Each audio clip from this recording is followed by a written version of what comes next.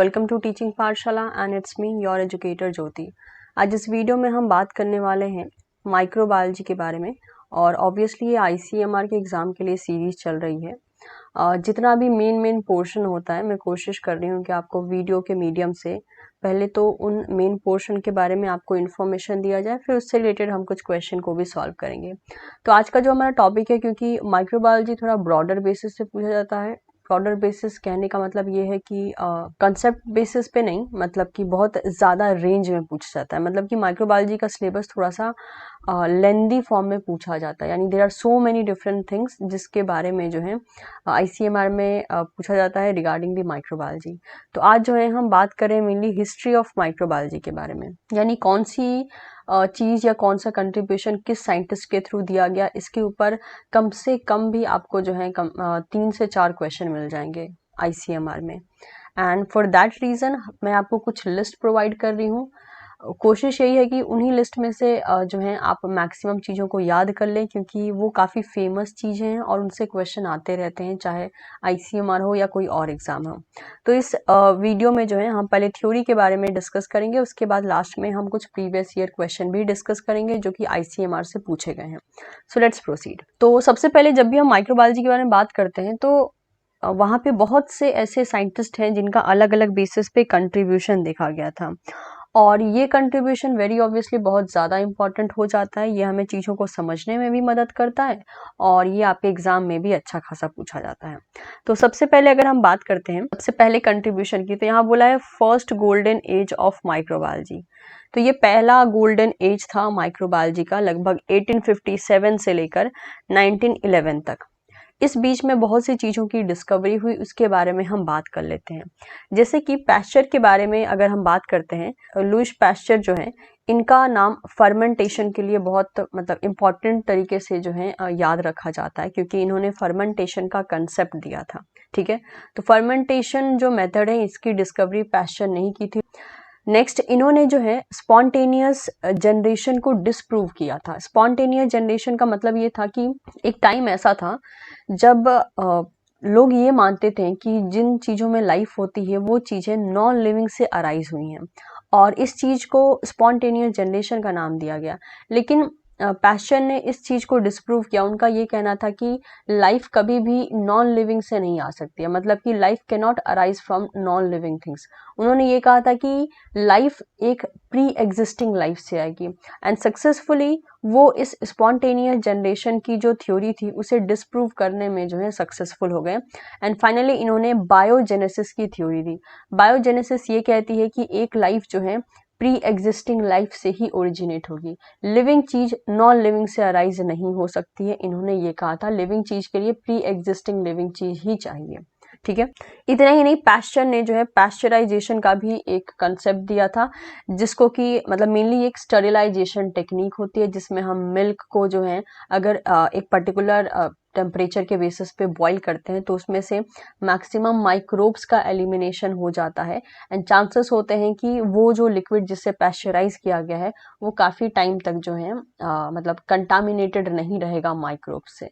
तो इन्होंने जो है ये टेक्निक दी थी और इन्होंने अपने नाम के थ्रू ही इसको पैस्चराइजेशन का नाम दे दिया था। अच्छा, मैं यहाँ पे जो है बहुत सी बातें मेंशन करके रखी हैं, मैं आपको वही हाईलाइट करके समझा रही हूँ जो कि एक्चुअल में अलग अलग एग्जाम में पूछे जा सकते हैं।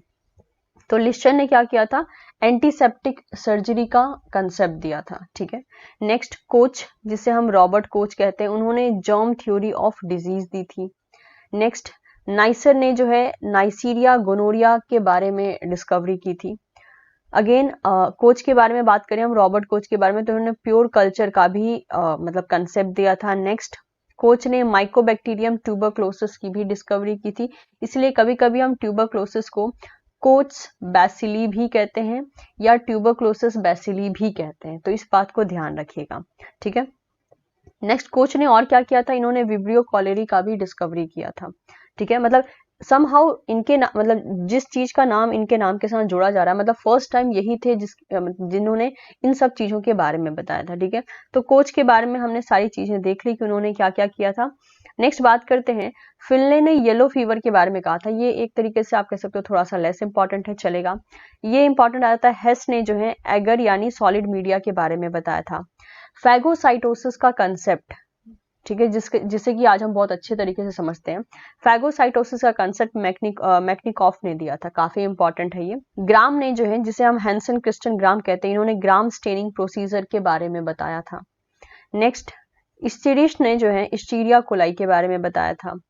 पेट्री ने पेट्री डिश के बारे में बताया था।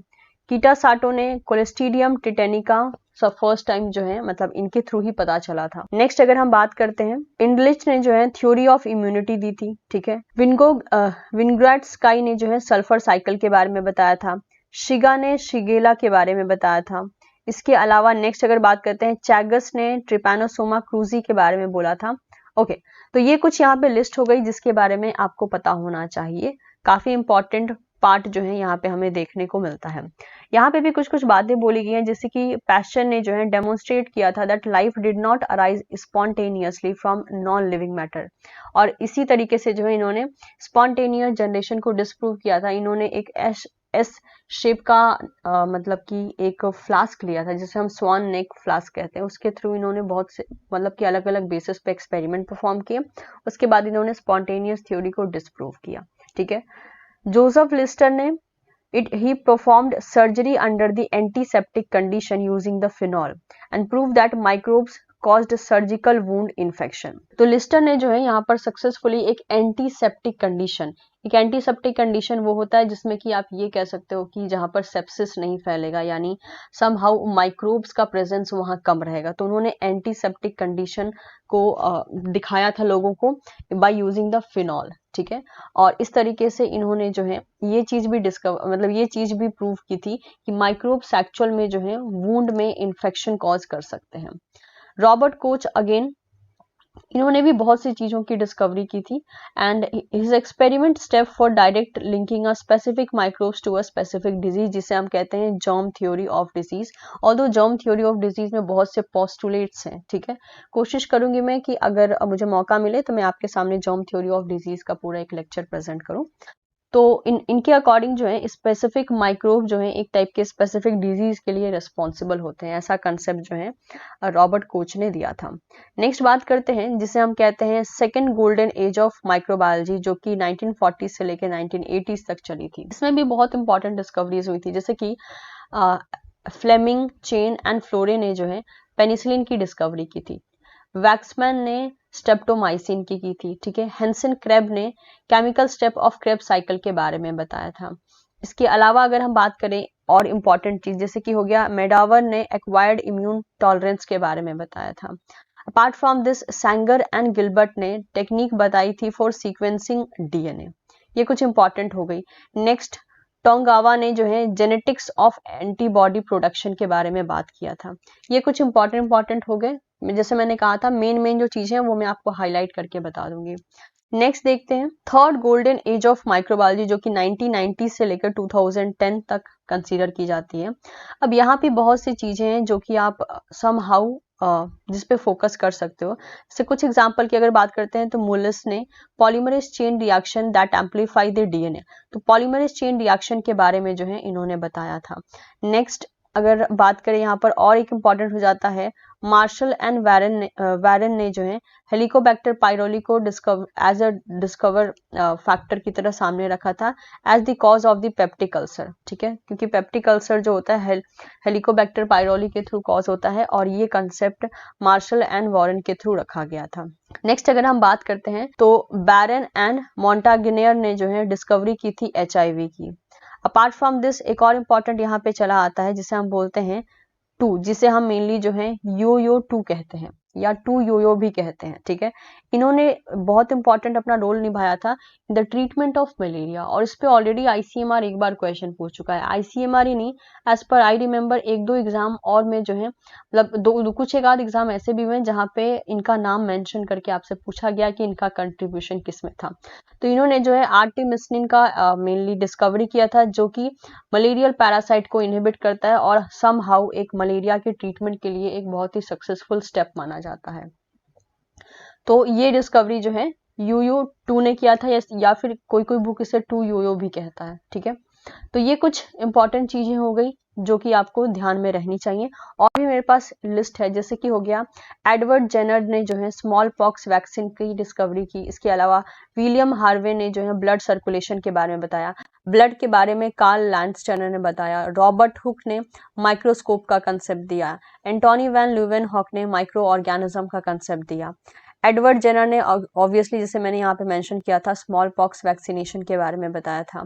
नेक्स्ट, लुईस पैस्चर का role very obviously spontaneous generation के लिए बहुत इंपॉर्टेंट तरीके से जाना जाता है। रॉबर्ट कोच का नाम कोच पोस्टुलेट जो थे, जो मैंने बताया आपको कि माइट भी आने वाले लेक्चर में मैं डिस्कस करूंगी, उसके बारे में बताया था। इसके अलावा मार्टिनस बेंजनिक ने कंसेप्ट ऑफ वायरस दिया था। अलेक्जेंडर फ्लेमिंग ने जो है पेनिसिलिन की डिस्कवरी की थी। कार्ल वोस ने डिस्कवरी की थी आरके की, और इसके बारे में तो हम ऑलरेडी देख चुके हैं। एचआईवी के बारे में आई थिंक हमने अभी अभी देखा था, राइट, ये रहा, ठीक है। तो ये चीजें जो है कुछ यहाँ पर मेंशन करके रखी है डिस्कवरी के बारे में। अच्छा, पैशर की जो है और भी बहुत से कंट्रीब्यूशन है, जैसे कि एक तो हमने देखा कि उन्होंने जो है डिस्प्रूव किया था स्पॉन्टेनियस जनरेशन को, और उन्होंने कहा था कि बायोजेनेसिस होता है, यानी लाइफ से ही आती है।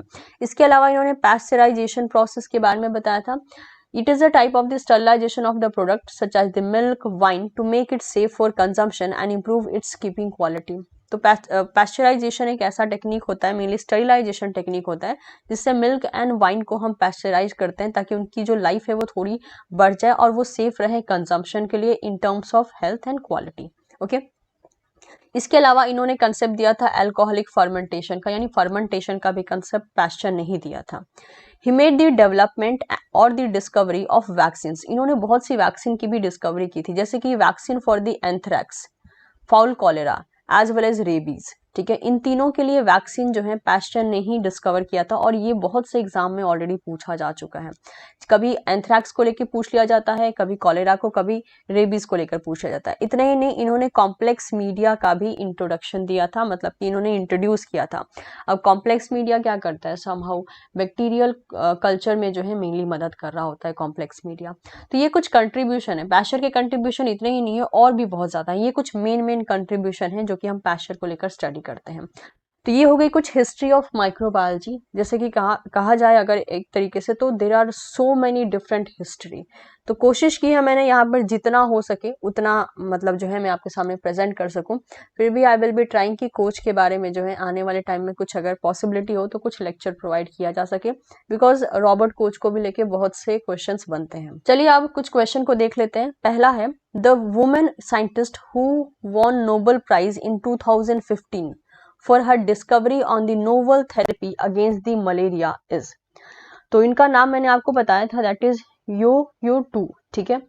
तो इनको जो है 2015 में नोबेल प्राइज भी दिया गया था फॉर द डिस्कवरी ऑफ आर्टेमिसिन, और इसके लिए इनका नाम जो है मेनली मतलब उस टाइम पे जब इनको नोबेल प्राइज मिला था तो उस टाइम पे इनका नाम बहुत ज्यादा फेमस हुआ था समहाउ, ठीक है, क्योंकि वो एक बहुत ही एक आप कह सकते हो कि एक ऐसी डिस्कवरी थी जिसका सभी वेट कर रहे थे, ठीक है। तो आंसर हो गया हमारा फर्स्ट। नेक्स्ट क्वेश्चन देखते हैं, which of the following pair is not correctly match. कौन सा यहाँ पर पेयर करेक्टली मैच नहीं है। पहला है, अलेक्जेंडर फ्लेमिंग ने पेनिसिलिन की डिस्कवरी की थी, बिल्कुल की थी, अभी अभी हमने जस्ट देखा। विलियम हार्वे ने ब्लड सर्कुलेशन के बारे में कहा था, बिल्कुल सही है। लुईस पैस्चर ने जो है ट्यूबरसल बैसिली, यानी यहाँ पे बैसिलिक के बारे में बोला गया है, माइक्रोबैक्टीरियम जो ट्यूबरकुलोसिस था उसके बारे में बोला है, जो कि गलत है, क्योंकि हम कोच के केस में जो है इसकी डिस्कवरी मानते हैं। मतलब ट्यूबरसल बैसिली का डिस्कवरी जो है कोच के केस में कहा जाता है, रॉबर्ट कोच ने किया था, ठीक है, तो पैस्चर ने नहीं किया था। तो ये क्या हो गया, ये गलत हो गया। एडवर्ड जेनर ने वैक्सीन का कंसेप्ट दिया था, बिल्कुल सही। तो हमारा आंसर हो गया, दैट इज थर्ड। नेक्स्ट देखिए, who was the first to use the antiseptic during the surgery. ऐसा कौन सा यहाँ पर माइक्रोबायोलॉजिस्ट थे जिन्होंने एंटीसेप्टिक्स का जो है यूज किया था सर्जरी के टाइम पर। तो अभी मैंने आपको इनकी स्टोरी बताई थी, दैट इज लुईस पैस्चर। इन्होंने फिनॉल का इस्तेमाल किया था और इस तरीके से इन्होंने एंटीसेप्टिक्स को यूज करने का मेनली कंसेप्ट लोगों के सामने रखा था ड्यूरिंग द सर्जरी। नेक्स्ट आता है, Louis Pasteur is not associated with. Louis Pasteur ने इनमें से कौन सा काम नहीं किया है। पहला है, ही introduction of the complex media, बिल्कुल किया था, अभी अभी जस्ट मैंने आपको बताया। इन्होंने रेबीज की वैक्सीन की डिस्कवरी की थी, बिल्कुल की थी। इसके अलावा कॉलेरा एंड एंथ्रैक्स के वैक्सीन की भी उन्होंने डिस्कवरी की थी, तो ये भी सही है। Discovery of phenomenon of the phagocytosis, no this is wrong. Phagocytosis की डिस्कवरी मैक्निकॉफ ने की थी, समहाउ लुईस पैस्चर ने नहीं की थी, तो ये हो जाता है गलत। And last is disproving the spontaneous regression theory. Of course इन्होंने स्पॉन्टेनियस जो जनरेशन की थ्योरी चल रही थी, दैट इज ए बायोजेनेसिस की थ्योरी, उसे भी इन्होंने डिस्प्रूव किया था। तो इसके साथ जो है हमने कुछ क्वेश्चन भी देख लिए, साथ ही साथ हमने कुछ कंसेप्ट भी गेन कर लिया। हमने ये देखा कि कौन से साइंटिस्ट ने या कौन से माइक्रोबायोलॉजिस्ट ने किस चीज के बारे में डिस्कवरी की थी। लेकिन ऑब्वियसली ये चीजें यही नहीं रुकती हैं, मैंने तो सिर्फ माइक्रोबायोलॉजी के बारे में बताया। अच्छा, एक और चीज जो मुझे मेंशन करनी थी, ये जो मैंने आपको क्वेश्चन बताए हैं ना, ये क्वेश्चन ICMR में पार्ट ए में भी पूछ सकता है या फिर पार्ट बी में भी पूछ सकते हैं, क्योंकि ये दोनों ही एरिया में इस टाइप के क्वेश्चन पूछे जाते हैं। पार्ट ए में ऐसा नहीं है कि सिर्फ जनरल एप्टीट्यूड पूछा जाता है, पार्ट ए में आपसे जनरल साइंस पूछा जाता है, जिसमें जनरल साइंस में हो ही सकता है किसी भी सब्जेक्ट से रिलेटेड जो है साइंटिस्ट के बारे में आपसे पूछ लिया जाए। ओके, तो मैं उम्मीद करती हूँ ये सेशन आपके लिए यूजफुल रहा होगा। वीडियो पसंद आया होगा तो इसे लाइक जरूर करें, साथ ही साथ इसे आप अपने दोस्तों के साथ भी शेयर कर सकते हैं। And don't forget to subscribe teaching Pathshala. मिलते हैं आपसे बहुत ही जल्द नेक्स्ट वीडियो में। Till then take care and keep learning.